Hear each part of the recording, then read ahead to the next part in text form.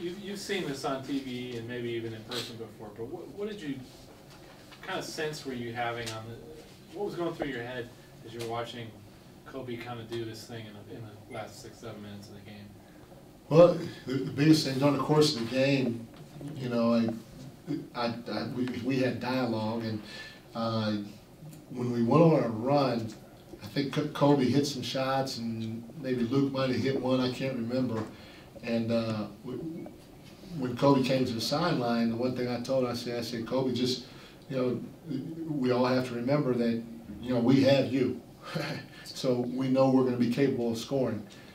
But we have to make sure that everybody understands that we can score, you know, on 5 straight possessions, but if we allow our opponent to score on 5 straight possessions, then it's a wash. So we got here because we defended. We'll always have a chance to score with Kobe Bryant on the floor.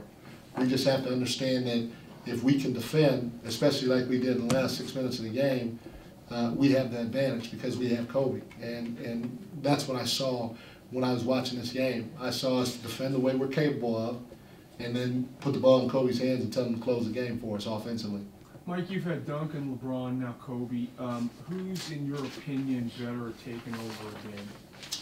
You know, they're all different, and you know, LeBron was a pick and roll guy for us, and Tim was a post up guy for us, and Kobe is he's a post up guy, but he doesn't post as deep as Tim does. You know, he's a post up / ISO elbow guy.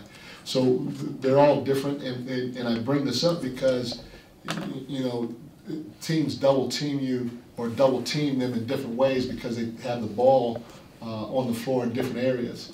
So a lot of times, especially where Kobe gets the ball, I mean, it's tough to double team him. And he's been phenomenal, not only making shots for us, but throwing out of the double team and finding guys, you know, especially on the weak side of the floor. And that's something that we're continuing to work with our spacing when he posts up, and even our spacing when Bynum and Powell post up, so that we can make teams pay on the backside. And so having said that, Kobe, with his ability to score and his ability to pass, has been phenomenal for us, especially these last 3-4 games, even though, you know, you may not see it because his scoring numbers are so high. But he's done a nice job of distributing basketball too. Coach, you watched a lot of film from Kobe last year. Is the biggest difference his legs this year? He looks like he has that burst back. We know about what he did with summer in the knee. But from the tape, judging from that, can you tell? You know, that's a good question. I don't know, because you know, I don't know much about his knee from last year. I know it was sore, and I mean, he's had the finger too, and he's got the wrist, and